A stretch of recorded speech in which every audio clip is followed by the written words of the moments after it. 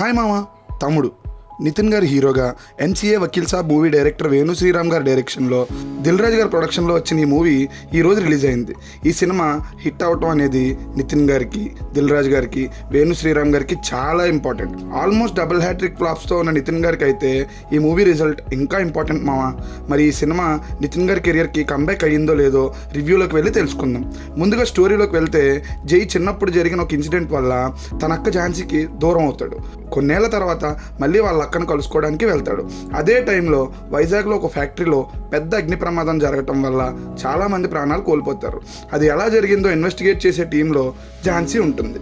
ఎలా అయినా ఆ ఫ్యాక్టరీకి సపోర్ట్గా రిపోర్ట్ వచ్చేలా చేయడానికి ఝాన్సీ ఫ్యామిలీని అటాక్ చేస్తారు విలన్స్. వాళ్ళ నుంచి జై వాళ్ళ అక్కని ఎలా కాపాడుకున్నాడు, నిజం బయటపడిందా లేదా అన్నది రిమైనింగ్ స్టోరీ.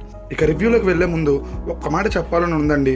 తినగా తినగా వేపాకు కూడా తీయగా ఉంటుంది, అదే పనిగా తింటే తీపి కూడా వెగటి పుట్టిస్తుంది అంటారు. అలాగే ఒక చెడ్డోడిని పదే పదే మంచోడు అంటే మంచోడు అని నమ్మేస్తాం. అదే ఒక మంచోడిని పదే పదే చెడ్డోడు అంటే వాడిని చెడ్డోడు అని కూడా నమ్ముతాం. ఇప్పుడు ఇదంతా ఎందుకు చెప్తున్నాను అంటారా? ఈ మూవీ రిజల్ట్ ఏమాత్రం తేడాగా వచ్చినా దానికి main reason producer Dil Raju గారే అవుతారని నేను అంటాను ఫ్రెండ్స్. మూవీ రిలీజ్కి ముందు ఆయన ఇచ్చిన ఇంటర్వ్యూల ఇంపాక్ట్ వెళ్ళిన ప్రతి ఒక్కరి మీద పడుతుంది. అదే ఈ సినిమా నెగిటివిటీకి కారణం అవుతుంది. సినిమాకి పనిచేసిన అందరూ 100% ఇచ్చిన సినిమా తేడా కొట్టడానికి దానికి రీజన్ మరి ఏమంటారు? ముందుగా రివ్యూలోకి వెళ్తే, స్టోరీగా చెప్పుకుంటే సింగిల్ లైన్లో బాగానే ఉన్నా ఎగ్జిక్యూషన్లో ఫెయిల్ అయిందని చెప్పాలి. ఫస్ట్ హాఫ్ స్మూత్గా, నీట్గా, మంచి ఫీల్తో వెళ్ళిపోయినా సెకండ్ హాఫ్లో బాగా డిసప్పాయింట్ చేసింది. కానీ ఎలాంటి అటెంప్ట్ చేసిన వేణు శ్రీరామ్ గారికి హ్యాట్స్ ఆఫ్ చెప్పొచ్చు.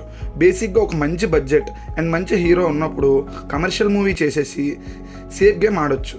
సర్వైవల్ థ్రిల్లర్ తీయాలనుకొని ఇలాంటి బ్యాక్డ్రాప్లో సినిమాని సెట్ చేయడం చాలా గ్రేట్ అనే చెప్పాలి. ఇంకా ప్లస్ పాయింట్స్ విషయానికి వస్తే, విలన్ క్యారెక్టర్ అండ్ ఆ యాక్టర్ మెయిన్గా స్టాండ్ అవుట్ అవుతారండి. ఆయన క్యారెక్టర్ చాలా కొత్తగా ఉంటుంది. అలానే మిగిలిన యాక్టర్స్ కూడా వాళ్ళ క్యారెక్టర్స్కి 100% ఇచ్చారు. లయా గారిని చాలా రోజుల తర్వాత స్క్రీన్ మీద చూడటం చాలా బాగా అనిపించింది. అలాగే నితిన్ గారు, వర్షా బొల్లమ్మ గారు కూడా చాలా బాగా చేశారు. సప్తమి గౌడ గారు గుర్తుండిపోతారు ఆ రోల్లో. ఇక టెక్నికల్ టీం విషయానికి వస్తే, కెమెరా వర్క్, విజువల్స్ అదిరిపోయాయండి. ముఖ్యంగా సెకండ్ హాఫ్ మొత్తం ఒక నైట్లో జరిగే ఆ సీక్వెన్స్ని చాలా బాగా చూపించారు. పర్టికులర్గా మ్యూజిక్ ఈ సినిమాకి మెయిన్ ఎసెట్ అని చెప్పొచ్చు. బీజిఎంతో ప్రాణం పోసారండి రజనీష్ గారు.